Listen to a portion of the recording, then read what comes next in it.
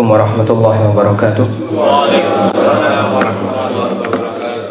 Alhamdulillahi haqqa hamdih wa ashhadu an la ilaha illallah wahdahu la syarikalah wa ashhadu anna Muhammadan abduhu wa rasuluh. Salawatu rabbi wa salamu alaihi wa ala alihi wa ashabihi wa man sara ala nahjihi ila yaumiddin. Alhamdulillah, layak kita haturkan kehadirat Allah Subhanahu wa taala di kesempatan pagi kali ini.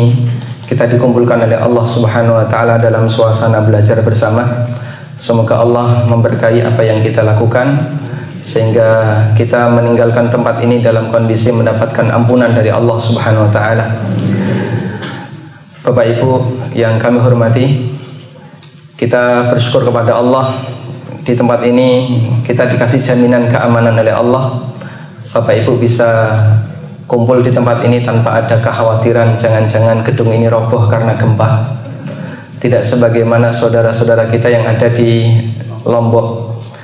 Allah Subhanahu wa taala mengatakan di surat Al-An'am, "Walladzina amanu wa lam yalbisu imanahum bidzulmin ulaika lahumul amnu wa hum muhtadun."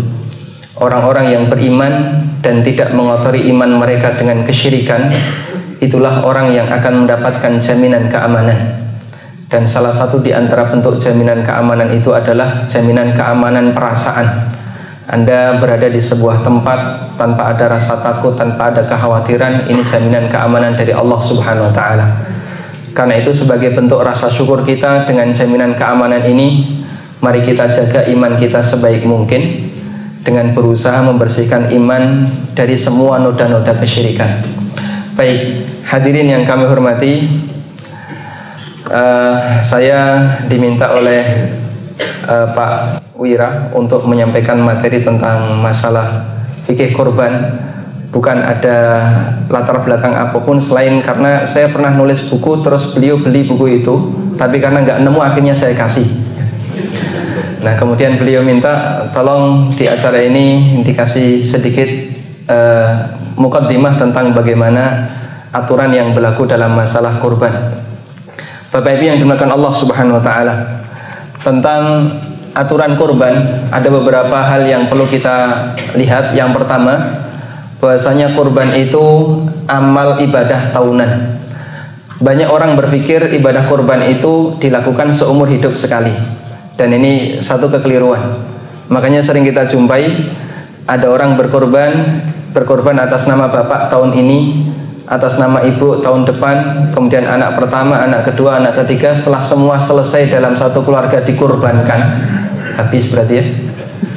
Akhirnya mereka tidak kurban lagi, bertahun-tahun nggak kurban, karena beranggapan masing-masing sudah pernah berkorban. Dan ini anggapan yang keliru. Allah Subhanahu wa taala berfirman dalam Al-Quran, "Inna a'tainakal kautsar fasholli li rabbika wanhar." Sesungguhnya aku telah menyediakan kepadamu telaga Kautsar, karena itu kerjakanlah salat dan sembelihlah korban. Kata Ibnu Abbas radhiyallahu anhu, dan juga yang disampaikan oleh beberapa ulama tabi'in seperti Qatadah, Atha bin Abi Rabah, Ikrimah, bahwa yang dimaksud perintah salat di sini adalah salat Idul Adha, dan yang dimaksud sembelihlah korban di sini adalah ibadah korban yang kita laksanakan. Kalau salat Id dikerjakan setiap tahun, berarti pelaksanaan korban juga dilaksanakan setiap tahun. Sehingga korban itu amal tahunan, bukan amal seumur hidup sekali. Allah Subhanahu wa taala meletakkan amal bagi para hambanya itu sesuai dengan waktu tertentu. Ada ibadah yang dikerjakan harian, seperti sholat 5 waktu. Ada ibadah yang dikerjakan pekanan, seperti apa Pak? Jumatan. Ada ibadah yang dikerjakan bulanan, contohnya puasa ayyamul bid. Ada yang dikerjakan tahunan seperti zakat atau sholat Id. Ada yang dikerjakan seumur hidup sekali. Contoh ibadah yang dikerjakan seumur hidup sekali misalnya apa? Haji boleh setiap tahun? Boleh. Ibadah yang dikerjakan seumur hidup sekali contohnya sunat khitan. Mau berapa kali? Nah, tolong jangan keliru dalam penempatan waktu. Ada sebagian orang ibadah harian dikerjakan tahunan, atau sholat nih gak pas Id saja. Ada yang ibadah seharusnya tahunan dikerjakan bulanan. Nyuwun sewu, salah satu contohnya adalah seharusnya zakat itu tahunan tapi dikeluarkan setiap bulan. Makanya para ulama sepakat nggak boleh zakat bulanan. Zakat itu amal ibadah tahunan untuk zakat mal, atau zakat yang dikeluarkan ketika musim panen untuk zakat ziraah, zakat pertanian. Tayyib. Nah, kurban yang benar itu dikerjakan setiap tahun sekali. Tayyib. Kemudian hadirin yang dimuliakan Allah, karena itulah bagi mereka yang punya kemampuan, jangan sampai dalam waktu 1 tahun tertentu dia tidak berkorban. Nabi SAW atau Allah Subhanahu wa taala berfirman dalam Al-Qur'an, "Wa likullin ja'alna mansakan liyadhkuru smallahi 'ala ma razaqahum min bahimatil an'am." Aku jadikan setiap masing-masing umat itu memiliki mansakan. Mansak artinya adalah ibadah kurban. Ada kegiatan ibadah kurban yang dilaksanakan di umat-umat sebelum kita. Bani Israel punya syariat berkurban, umatnya para nabi terdahulu juga punya syariat berkorban. Sebagaimana yang Allah nyatakan di sini, setiap umat itu punya mansak, punya kegiatan ibadah kurban. Karena itulah dalam rangka untuk mewujudkan syiar ini, Nabi SAW menekankan kepada umatnya, jangan sampai yang mampu tidak berkorban. Sampai beliau bersabda dalam hadis riwayat Ahmad, "Man kana lahu sa'atun falyudahhi." Man kana lahu sa'atun wa lam yudahhi fala yaqrabanna musallana. Siapa yang punya kemampuan tapi dia tidak mau berkorban, enggak usah dekat-dekat dengan tempat sholat kami. Maksudnya siapa yang mampu enggak mau korban, enggak usah sholat Id sekalian. Kalau ada seorang anak, Pak, saking bandelnya, kemudian orang tuanya marah terus diancam, kowe nek ra gelem mari, ra gelem leren, wis ra usah mulih. Kira-kira anaknya makin seneng enggak, Pak? Alhamdulillah rentok mulai ya. Anak ini akan semakin sedih ketika dia butuh kasih sayang orang tuanya. Seorang mukmin yang butuh kasih sayang nabinya, dia akan merasa sedih ketika diusir oleh Nabi SAW dari masjid atau dari tempat sholat. Karena dia butuh kasih sayang Allah Subhanahu Wa Taala. Karena itulah jamaah yang dimuliakan Allah, hadis ini menjadi dalil sebagian ulama yang mengatakan bahasanya korban itu hukumnya wajib. Korban itu hukumnya wajib. Karena sampai Nabi SAW mengusir sebagian orang atau di antara umatnya yang mampu tapi dia tidak mau berkorban. Baik. Kemudian berikutnya yang perlu kita perhatikan, korban itu ibadah keluarga. Jadi ada beberapa ibadah yang diletakkan oleh Allah Subhanahu Wa Taala dengan populasi tertentu. Ada istilah amal wajib kifayah. Maka dia diwajibkan oleh Allah Subhanahu Wa Taala pada sekelompok kaum muslimin. Siapa yang sudah mengerjakan sebagian di antara mereka, maka sebagian gugur kewajibannya. Contohnya apa, Pak? Menangani jenazah. Contoh yang lain adzan. Contoh yang lain adalah melaksanakan sholat Id. Ketika sebagian besar sudah melakukannya, maka yang lain menjadi gugur kewajibannya. Kemudian ada ibadah yang diwajibkan oleh Allah untuk masing-masing individu yang sudah balik dan berakal tanpa pengecualian. Contohnya sholat 5 waktu. Ada ibadah yang diwajibkan oleh Allah untuk setiap nyawa, baik besar maupun kecil, balik maupun yang belum balik, bahkan merdeka maupun budak. Contohnya zakat fitrah. Dan ada ibadah yang Allah Subhanahu Wa Taala wajibkan untuk satu kelompok keluarga, untuk satu keluarga. Contohnya zakat. Maka zakat itu dikeluarkan oleh kepala keluarga, sehingga yang lain sudah gugur kewajibannya. Anak-anak atau istri, ya, dia tidak berkewajiban untuk mengeluarkan ketika kepala keluarga sudah mengeluarkannya. Nah, termasuk salah satunya adalah ibadah kurban. Ini dinyatakan oleh Abu Ayyub Al-Ansari ketika beliau ditanya oleh Atha bin Yasar, seorang ulama tabi'in, "Kaifa kanatid duhaya ala ahdi Rasulillah sallallahu alaihi wasallam?" Seperti apakah cara berkorban yang dilakukan di zaman Rasulullah sallallahu alaihi wasallam? Jawab Abu Ayyub, "Kana ar-rajulu yudahhi bisyati anhu wa an ahli baitihi."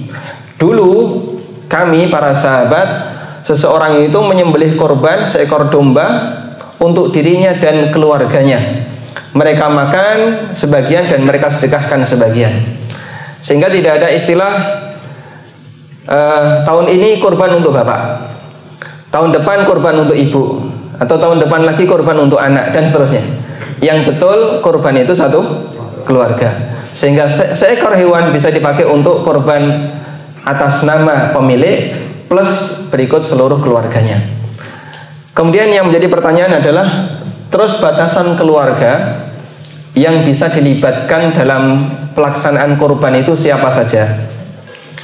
Ada keterangan yang disampaikan oleh Imam Al-Baji, beliau ini seorang ulama mazhab Malikiyah. Beliau mengatakan, yajuzu lil insan ayyudhhiya an nafsihi wa an ahli baitihi bisyatil wahidati, yakni bi ahli baitihi ahlan nafaqatihi.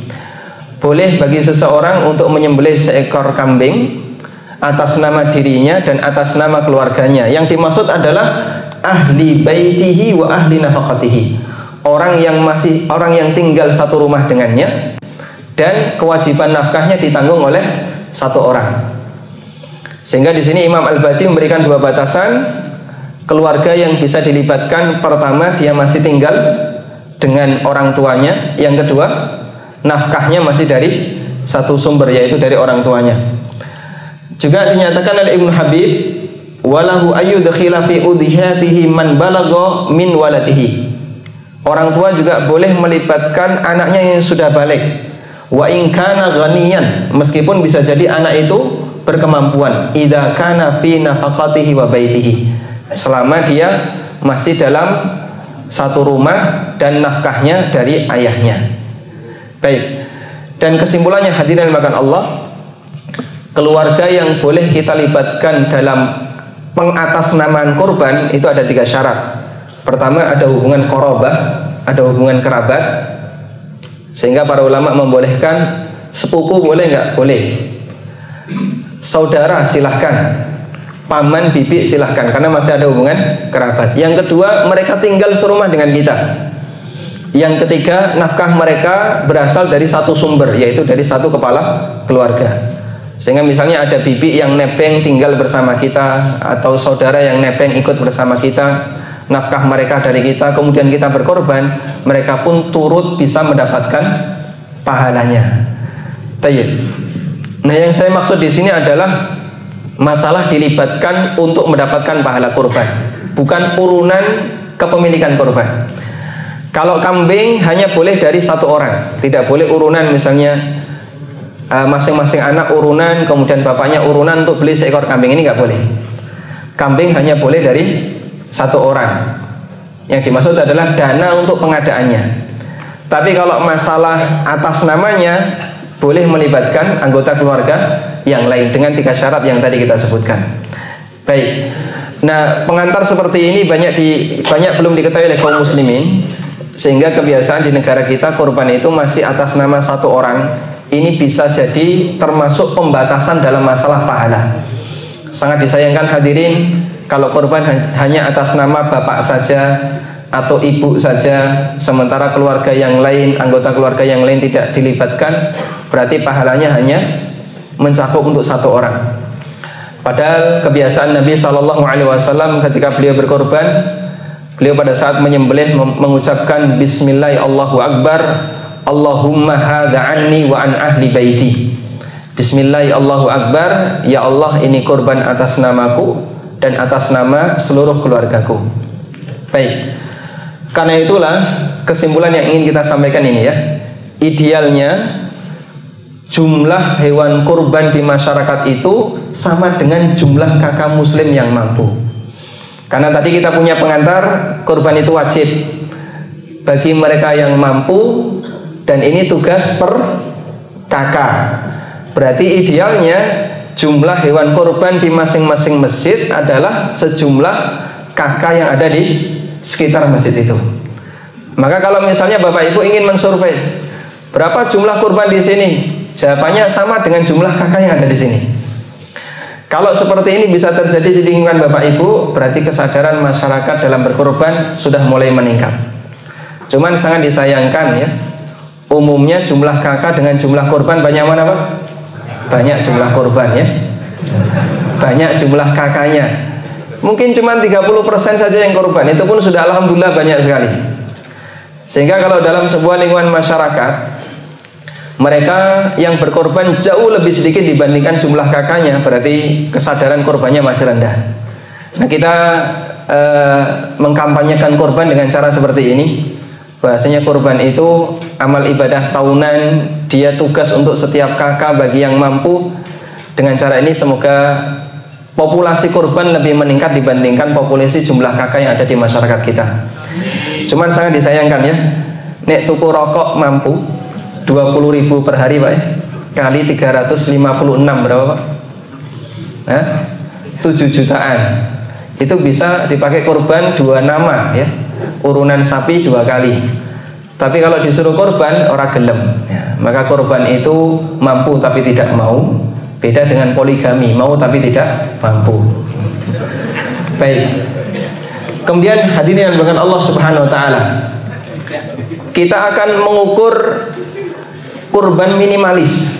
Ada sebagian orang yang tanya begini, saya punya dana tapi terbatas, sehingga kalau saya mau terlibat korban, saya mau berkorban, kira-kira harga minimal yang bisa saya upayakan itu berapa? Ada beberapa kriteria hewan korban yang secara umum ini lebih murah dibandingkan umumnya yang dilakukan oleh masyarakat. Pertama ini, kurban itu tidak harus jantan. Dia boleh menggunakan hewan betina.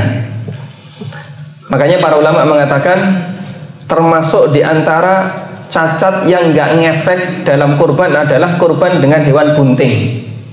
Artinya hewan bunting itu bisa dipakai untuk berkorban, dan adanya buntingan dalam perutnya ini tidak menyebabkan nilai pahalanya menjadi berkurang atau kurbannya menjadi makruh atau bahkan dilarang.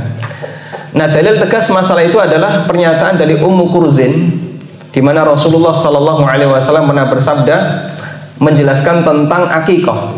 Beliau mengatakan, anil gulami syatani wa anil jariyati syatun la yadurrukum dhukranan kunna au inatha. Untuk anak laki-laki akikahnya 2 kambing, untuk anak perempuan akikahnya 1 kambing. Nggak jadi masalah apakah mau pakai kambing jantan atau kambing betina. Menyimpulkan dari pernyataan ini, Imam Asy-Syairazi, salah seorang ulama dalam mazhab Syafi'i, penulis kitab Al-Muhadzab, yang kitab ini dikasih syarah penjelasan oleh An-Nawawi menjadi Al-Majmu' Syarhul Muhadzab, salah satu di antara kitab rujukan mazhab Syafi'iyah. Kata Asy-Syairazi, jika dibolehkan menggunakan hewan betina untuk akikah berdasarkan hadis di atas, berarti ini menunjukkan bolehnya berkorban dengan hewan betina. Karena secara umum hukum yang berlaku dalam kurban juga berlaku dalam akikah. Yang berlaku dalam akikah juga berlaku dalam kurban. Kaidah mengatakan ma thabata fil udhiyah thabata fil akikah wa bil aks. Apa yang berlaku dalam kurban juga berlaku dalam akikah. Baik. Ini tidak mengajarkan kita untuk pelit ketika beribadah ya. Cuman ini solusi bagi mereka yang ingin berkorban, mengajari masyarakat barangkali ada yang mau latihan korban tapi dananya terbatas. Anda bisa sampaikan kambing betina boleh. Saya pernah praktek seperti ini Pak, korban dengan kambing betina. Nah, ketika saya setorkan ke masjid, alhamdulillah nggak ketahuan. Baru ketahuan ketika dikeleti Pak. Tukang ngeletnya bingung, ki luntungin yang di kok ramno. Tak delik nih. Baik, padahal aslinya itu kambing betina. Kemudian yang kedua, kriteria berikutnya yang ini bisa lebih murah adalah untuk gembel domba boleh di usia 6 bulan, yang diistilahkan dengan jadza'atud dha'ni, gembel di usia jadza'ah. Tentang bolehnya menyembelih jadza'ah disebutkan dalam hadis riwayat Ahmad dari Ummu Bilal radhiyallahu anha. Rasulullah sallallahu alaihi wasallam bersabda, "Dhahu bil jada'i minad dha'ni fa innahu jaiz." Silahkan menyembelih dengan jadza'ah dari jenis gembel karena ini jaizun, ini boleh. Cuman ulama berbeda pendapat. Karena menurut istilah Arab hewan itu kan berkelas ya. ada jada'ah. Jada'ah itu usia di bawah musinnah. Usia di bawah musinnah. Atasnya jada'ah, kakaknya jada'ah namanya musinnah. Nah, musinnah disebut musinnah dari kata sinnon. Sinnon itu artinya gigi. Makanya ada istilah musinnah karena hewan musinnah itu biasanya untune wis poel ya. Disebut musinnah karena giginya sudah poel. Baik. Nah, musinnah untuk masing-masing binatang itu beda. Untuk kambing, usia musinnah itu ada yang mengatakan 2 tahun untuk kambing. Sehingga kalau belum 2 tahun belum musinnah. Sedangkan untuk sapi sama dengan kambing 2 tahun. Ada yang mengatakan 3 tahun. Untuk onta lebih tua lagi, yaitu 5 tahun. Dan musinnah ini ulama sepakat boleh dipakai untuk berkorban. Kemudian yang kedua, jada'ah. Jada'ah ini hanya boleh untuk gembel. Sedangkan untuk kambing Jawa, karena kambing itu ada abdoan, ada ma'iz. Ma'iz itu kambing Jawa, abdoan kambing gembel. Untuk ma'iz harus musinnah. Jada'ah nggak boleh. Nah, kalau ma'iz harus musinnah, jika kita mengikuti pendapat yang mengatakan 2 tahun, berarti minimal kambing Jawa itu usianya 2 tahun. Dan jika kita mengambil pendapat yang mengatakan boleh 1 tahun, maka boleh menggunakan kambing Jawa 1 tahun. Nah, untuk jada'ah, jada'ah ini berbeda karena dia adiknya musinnah. Menurut mayoritas ahli bahasa, domba jada'ah itu adalah domba yang usianya 1 tahun menurut mayoritas ahli bahasa. Sementara sebagian ahli bahasa mengatakan domba jada'ah usianya 6 bulan atau 7 bulan. 6 bulan jalan 7 bulan. Genap 6 bulan menuju usia 7 bulan. Sehingga di sini belum poel, Pak. Dia masih ya kambing muda ya. Dia masih kambing muda. Cuman ada khilaf di sini.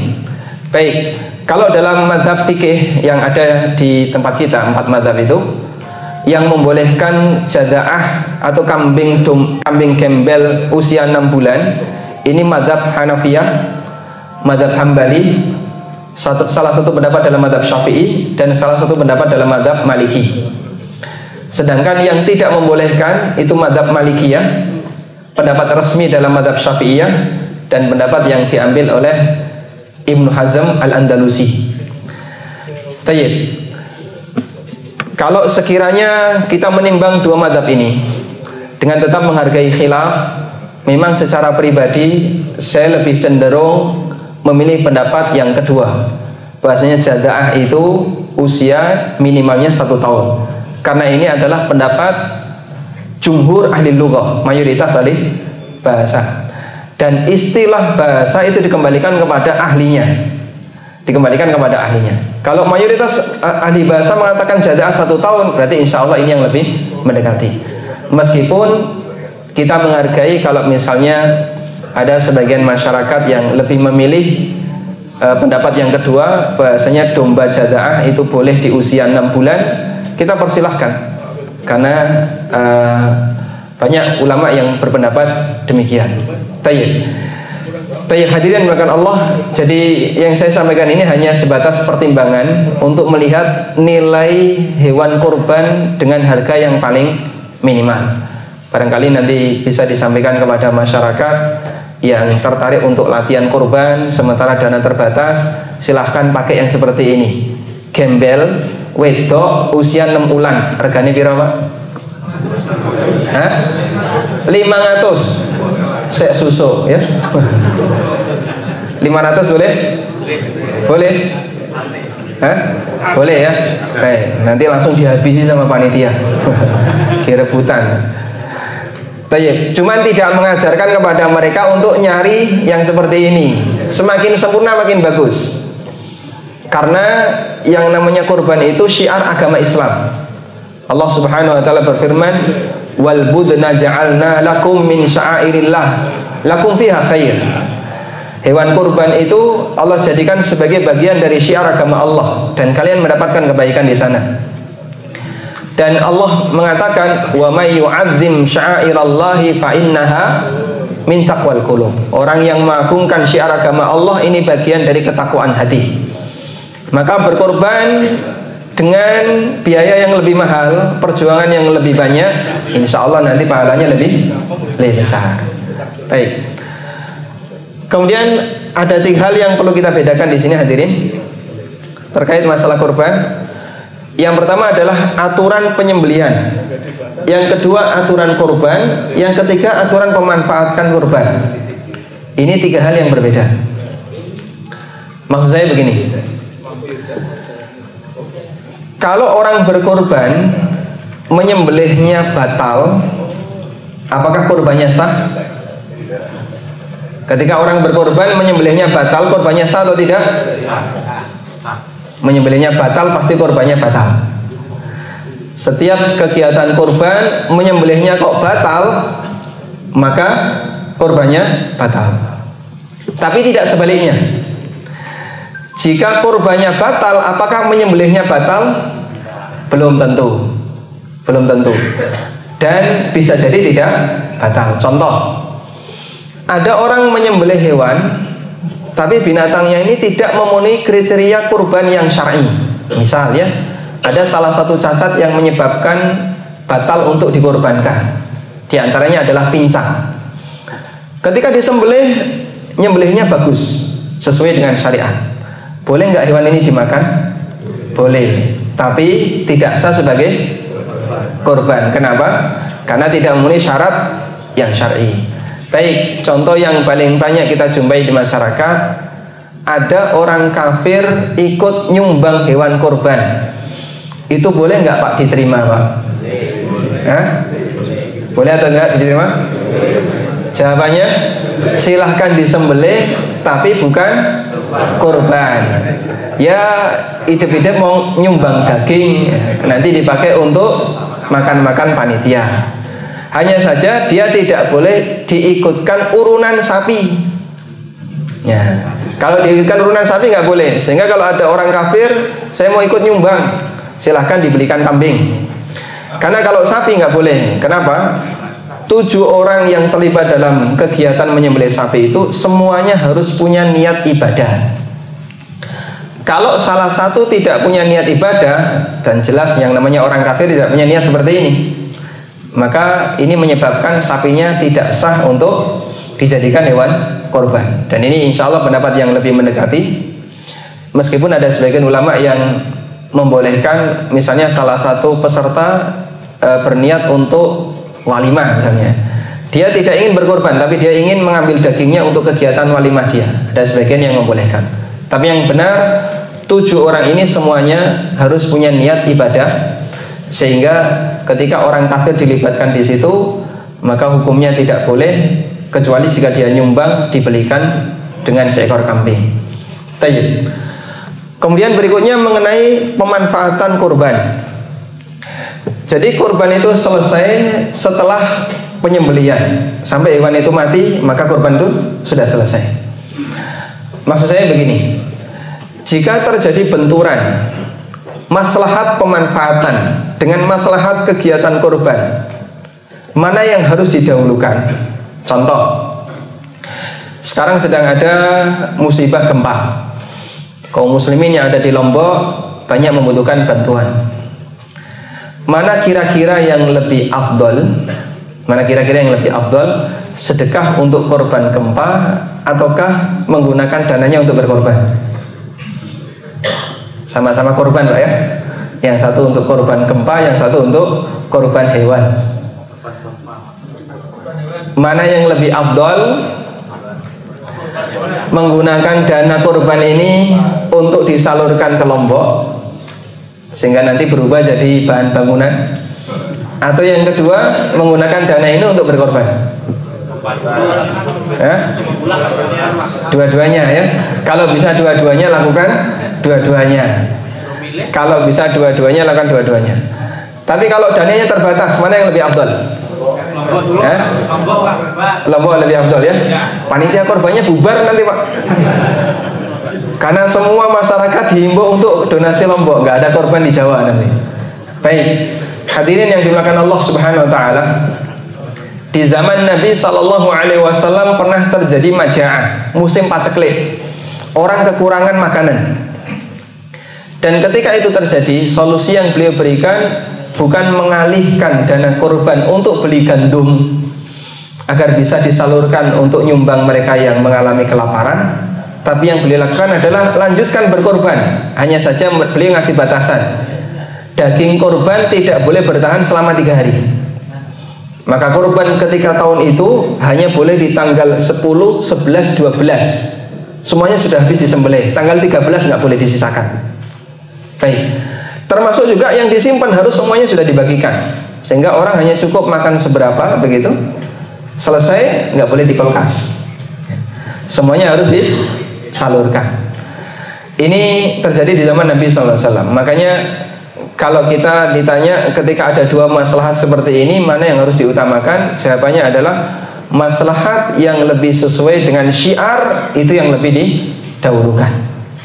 Dan nanti masalah penyalurannya bisa dikirim keluar. Kita sangat mendukung program kurban kaleng ya. Ada beberapa misalnya lembaga yang dia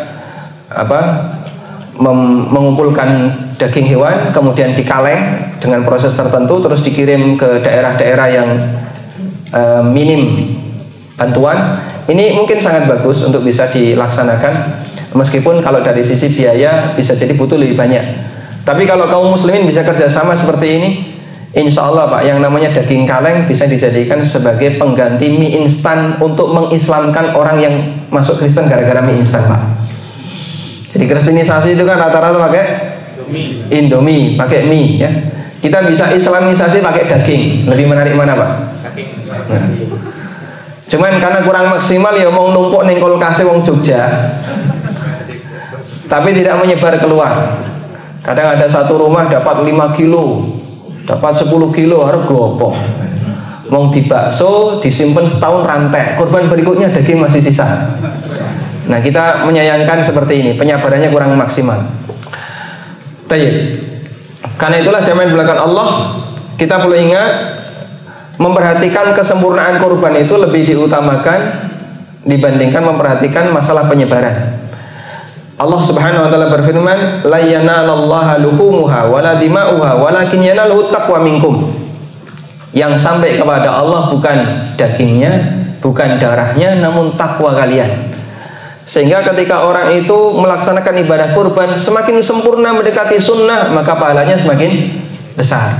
Bisa menyembelih sendiri atau minimal menyaksikan proses penyembelihan.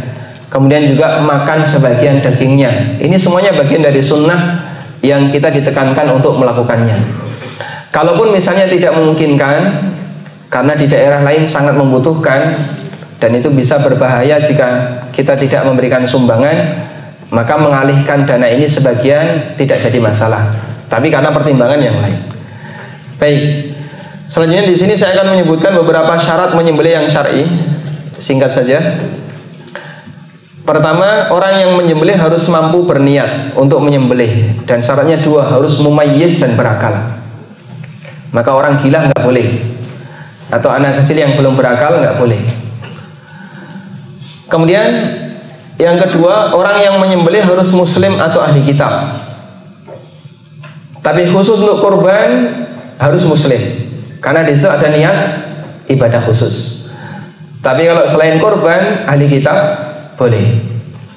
Ini berdasarkan surat Al-Maidah ayat 5. Al-yawma uhilla lakumut thayyibat wa ta'amul ladzina utul kitaba halal lakum wa ta'amukum halal lahum. Pada hari aku halalkan yang baik-baik untuk kalian, dan sembelihan ahli kitab halal bagi kalian, sembelihan kalian juga halal bagi ahli kitab.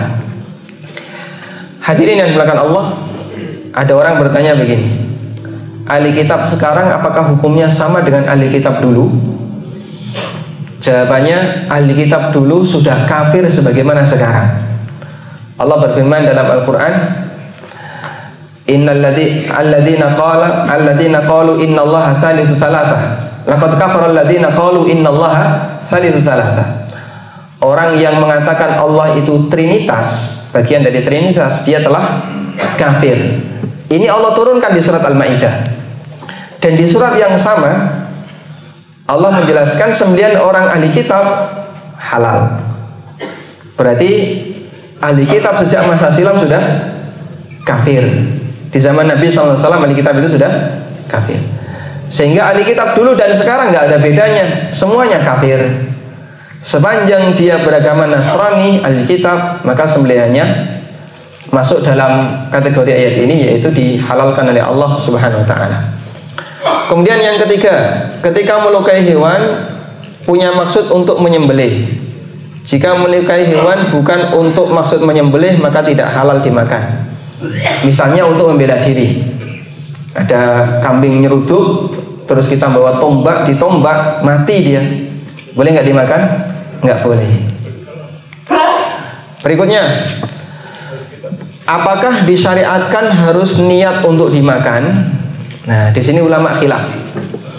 Misalnya ya, ada orang niat menyembelih, tapi dengan tujuan untuk praktikum menyembelih. Berarti niat awalnya apa?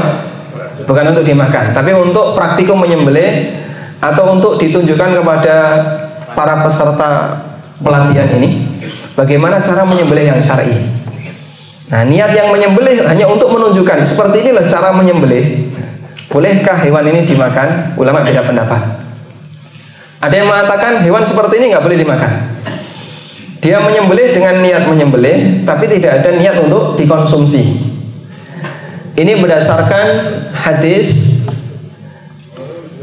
di mana Nabi Shallallahu Alaihi Wasallam pernah mengatakan, "Ma min insanin qatala usfuran, fama fawqaha bi ghairi haqqiha illa sa'alahu Allahu azza wa jalla anha." Jika ada orang yang menyembelih seekor burung atau yang lebih kecil dari itu tanpa hak yang benar, tanpa alasan yang benar, maka akan dimintai pertanggungjawaban ketika di hari kiamat. Kemudian sahabat bertanya, apa haknya ya Rasulullah? Kata beliau, yadbahuha fayakuluha. Dia menyembelih dengan tujuan untuk dimakan. Maka menyembelih dengan tujuan untuk penelitian, untuk praktikum. Nanti sisa dagingnya tidak boleh dimakan. Menurut pendapat yang lebih kuat, dan ini pendapat yang disampaikan oleh Ibnu Aqil. Tayyib. Maka nanti katanya ada praktek menyembelih kambing ya, Pak Soni? Betul ya. Berarti Pak Soni dipesani tolong ini niatkan untuk dikonsumsi, bukan sebatas untuk pertunjukan. Kalau niatnya menyembelih hanya untuk pertunjukan seperti ini cara menyembelih yang syar'i, mati ya wis dikubur, Pak. Bondone panitia tambah gitu. Kita lanjutkan. Tidak untuk dipersembahkan kepada selain Allah. Sangat jelas insyaallah ya. Karena binatang yang disembelih untuk berhala hukumnya haram. Berikutnya, tidak diikrarkan untuk selain Allah. Karena kalau diikrarkan untuk selain Allah, uhilla li ghairillahi bi, termasuk hewan yang diharamkan oleh Allah. Ulama beda pendapat apa hukum membaca sholawat ketika menyembelih. Kalau tanpa sholawat, ulama sepakat boleh, halal sembelihannya. Tapi kalau pakai sholawat, boleh atau tidak? Ada yang mengatakan nggak boleh, ada yang mengatakan boleh. Karena menyembelih itu ibadah, maka tidak boleh ada makhluk yang disertakan dalam kegiatan ibadah. Sampai pun nama Nabi Sallallahu Alaihi Wasallam. Nah, dikhawatirkan ketika sholawat itu dibaca, kemudian terbayang dalam dirinya pengagungan kepada Rasulullah Sallallahu Alaihi Wasallam saat menyembelih. Nah, ini bisa jadi termasuk ihlal untuk li ghairillah, ihlal menyembelih untuk selain Allah Subhanahu Wa Taala. Namun wallahu alam, pendapat yang lebih kuat dalam hal ini membaca Bismillahi Allahu Akbar wassalatu wassalamu ala Rasulillah, insyaallah tidak masalah. Karena sholawat di sini mendoakan Rasulullah, bukan menyebut nama Nabi Sallallahu Alaihi Wasallam semata. Dan itu kalimat zikir yang syar'i. Namun kalau misalnya kita mau memilih yang lebih bersih, maka cukup Bismillahi Allahu Akbar, sebagaimana yang dipraktikkan Nabi Sallallahu Alaihi Wasallam. Ini yang lebih baik. Tayyib. Kemudian harus menyebut nama Allah, membaca basmalah menjelang menyembelih. Allah berfirman di surat Al-An'am, "Wala ta'kulu mimma lam yuzkarismullahi alaihi wa innahu lafisqun." Janganlah kamu makan binatang yang tidak disebutkan nama Allah ketika menyembelih, karena ini binatang fasik. Disebut binatang fasik karena dia haram dikonsumsi. Baik, yang membaca itu siapa Pak? Saya pernah melihat ada orang menyembelih sapi jagal ya. Mungkin karena jagalnya ini nggak iso maca Quran Pak. Akhirnya Pak kaumnya di sampingnya bawa kertas, satu selembar kertas begitu, ada tulisannya panjang sekali. Sapi wis siap siaga untuk mati ya. Pisau sudah ditempel di lehernya. Pak kaum ini baca panjang sekali, Bismillah Allahu Akbar, terus ada doa-doanya. Iki sapine mesakne wis antri mati dan mati-mati ya. Setelah itu disembelih Pak. Saya perhatikan kayaknya ini jagalnya meneng wae ya. Dia tidak umik-umik sedikit pun. Nah ini berbahaya Pak. Bisa termasuk menyembelih hewan tanpa membaca basmalah. Yang membaca itu yang megang pisau bukan kopilotnya, bukan asistennya. Kalau asistennya yang megangnya baca bismillah ya percuma. Yang megang pisau harus baca bismillah. Bismillah ya Allahu Akbar. Kemudian diikrarkan, ya Allah ini korban dariku, atau korban dari keluarga, atas nama diriku dan keluargaku, atau atas nama, kalau 7 orang nggak usah disebut satu-satu kedawan ya. Cukup atas nama semua pemilik sapi ini dan seluruh keluarganya.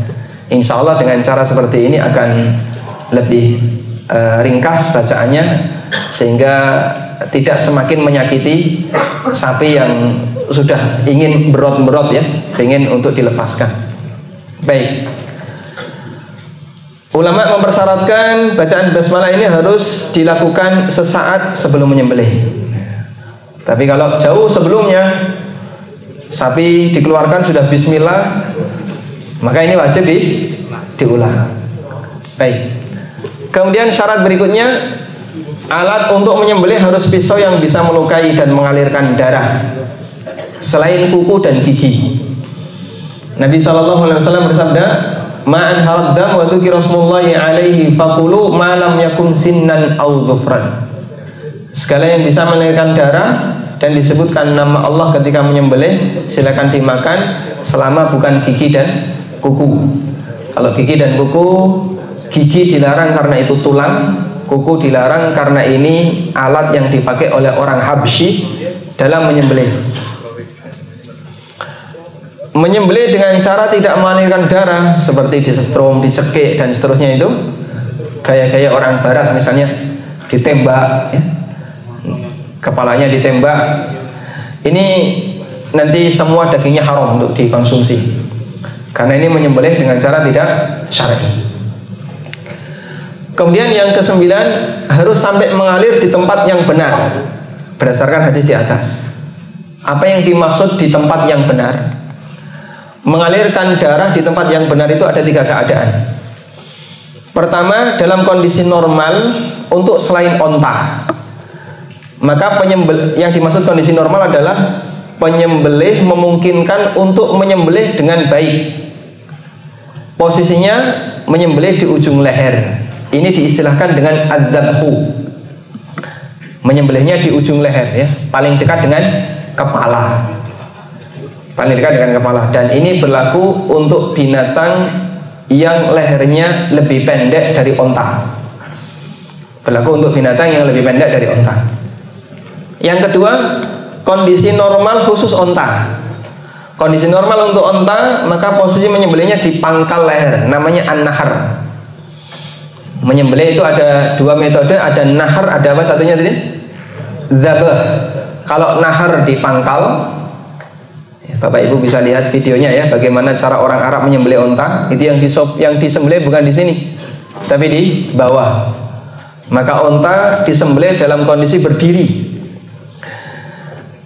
Sementara untuk selain onta, yang lehernya lebih pendek dibandingkan onta, di pangkal atau di ujung leher, dekat dengan kepala. Baik. Kemudian yang ketiga, keadaan tidak normal. Untuk keadaan tidak normal, maksudnya adalah hewan itu tidak bisa ditangkap oleh manusia, seperti sapi buron, atau misalnya dia nyemplung sumur, terus yang kelihatan bokongnya.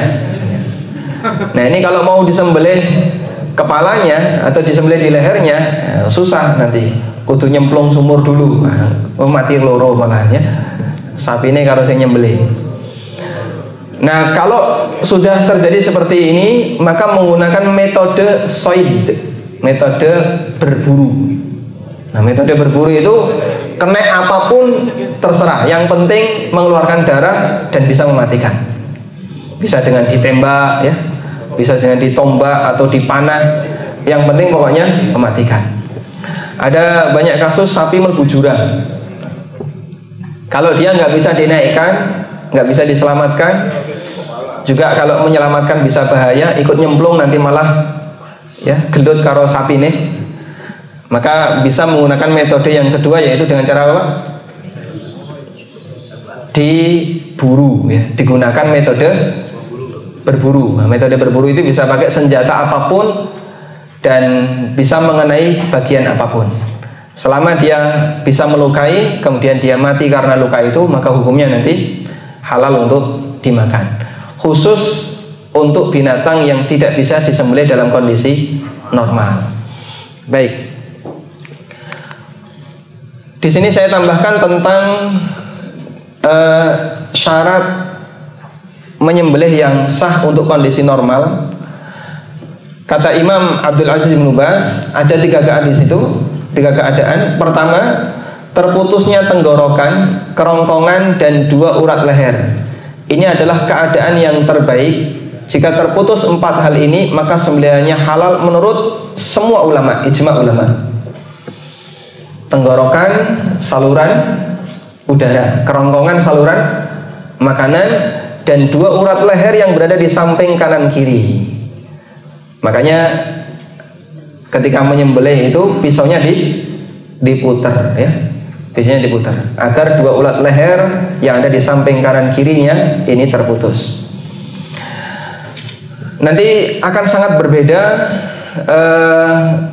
debit darah yang keluar ketika yang terputus cuman tenggorokan, kerongkongan, sementara 2 urat lehernya masih utuh. Itu darah yang keluar cuma sedikit, Pak. Tapi begitu kanan kirinya ini putus, nanti ngocor banyak sekali darahnya, dan itu yang mempercepat dia untuk mati.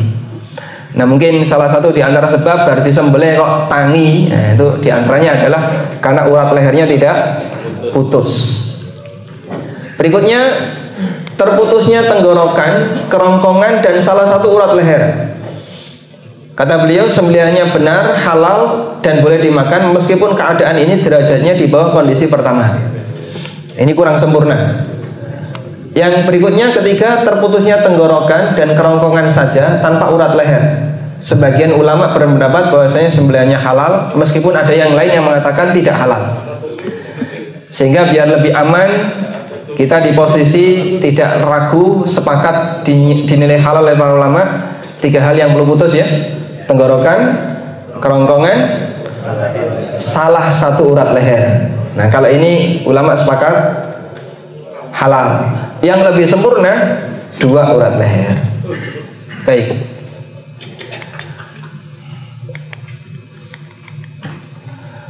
Selanjutnya, yang bagian terakhir yang ingin saya sampaikan adalah masalah cacat hewan kurban. Cacat hewan kurban ada 3 macam. Pertama, cacat yang menyebabkan tidak sah untuk kurban. Hanya 4 saja. Dan 4 ini berdasarkan nas hadis dari Barra bin Azib radhiyallahu anhu, di mana Rasulullah SAW pernah berisyarat dengan tangannya. Beliau begini. Beliau berisyarat dengan tangannya, mengisyaratkan angka 4. Beliau mengatakan arba'atun la yujzi'an. Ada 4 cacat yang menyebabkan hewan itu tidak sah. Yang pertama, al-aura'u al-bayyin auruha. Buta sebelah dan jelas butanya. Atau yang lebih parah dibandingkan itu. Berarti kalau buta sebelah nggak boleh, buta dua-duanya boleh nggak? Ya? Yang nggak boleh kan buta sebelah. Kalau buta dua-duanya lebih parah. Yang kedua, al-maridatu al-bayyinu maraduha. Yang sakit dan jelas sakitnya. Ketiga, al-arja'u al-bayyinu dhal'uha. Yang pincang jelas pincangnya. Dan al-kasiratu allati la tunqa, dan yang sangat kurus seolah-olah dia tidak punya sumsum. Baik, ini keterangannya. Buta sebelah yang jelas butanya, maksudnya adalah jelas butanya menurut orang yang melihat. bukan menurut kambing, bukan menurut hewannya.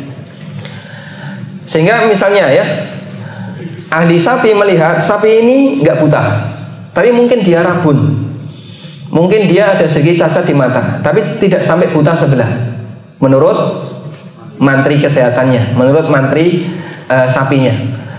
Tapi menurut sapinya, gandeng ra iso ngomong ya. Jane aku iki wis picek sebelah. Cuman dia nggak bisa mengutarakan maksudnya. Boleh nggak untuk dikorbankan? Boleh, karena tidak jelas menurut yang melihat, bukan menurut hewannya. Karena itulah para ulama mengatakan hewan rabun boleh dikorbankan, karena ini belum sampai pada batas buta. Yang kedua, sakit yang jelas sakitnya. Jika sakitnya belum jelas, misalnya kelihatan sehat, padahal aslinya jen aku yang gregesi, tapi rakondo, maka ini masih boleh untuk dijadikan sebagai hewan korban. Yang berikutnya, pincang dan tampak jelas pincangnya. Yang dimaksud adalah dia tidak bisa berjalan normal. Kalau batasan yang diberikan oleh para ulama, jika dia jalan bareng kawan-kawannya paling belakang ketinggalan karena pincang, maka ini tidak boleh dijadikan sebagai hewan korban. Tapi kalau dia pincang bisa lari, ini itu pincang ya. Meskipun bisa jadi aslinya dia sakit kakinya. Baik. Kemudian yang kedua, cacat yang menyebabkan makruh dikorbankan. Terdapat hadis yang menyatakan larangan berkorban dengan cacat di telinganya sobek, atau telinganya kecil sebelah, atau telinganya misalnya terputus. Kemudian juga tanduknya yang pecah, tanduknya patah sebagian. Ini hadisnya dhaif, karena itu para ulama tidak menjadikannya sebagai dalil, namun mereka menggolongkan ini sebagai cacat yang bisa menyebabkan korban itu menjadi makruh, bisa menyebabkan korbannya menjadi makruh. Tayyib. Kemudian yang ketiga adalah cacat yang tidak berpengaruh pada status hewan meskipun kurang sempurna, dan ini adalah selain dari 6 cacat yang tadi disebutkan, misalnya ompong, tidak berekor, bunting dan seterusnya, masih sah dipakai untuk hewan, dijadikan sebagai korban, tapi kurang sempurna. Baik, hadirin yang dimuliakan Allah Subhanahu wa taala, mengambil yang lebih sempurna tentu saja yang paling baik. Tapi kalau misalnya menjumpai yang seperti ini, bukan berarti bahasanya kita boleh menilai kalau hewan ini batal untuk dikorbankan, tergantung seperti apakah jenis cacatnya. Tayyib, mungkin itu yang bisa kita sampaikan. Semoga apa yang kita pelajari bermanfaat. Terima kasih atas perhatian dari Bapak Ibu semuanya, dan terutama bagi Dekan Fakultas Kedokteran Hewan dan berikut yang mewakili yang telah menyediakan kami tempat untuk belajar. Semoga Allah Subhanahu wa taala yang memberikan balasan. Kami tidak bisa memberikan balasan apapun selain ucapkan jazakumullahu khairan. Semoga Allah Subhanahu wa taala memberi manfaat untuk apa yang kita upayakan. Wassallallahu ala nabiyyina Muhammadin wa ala alihi wa sahbihi wasallam, wa akhiru da'wana alhamdulillahi rabbil alamin.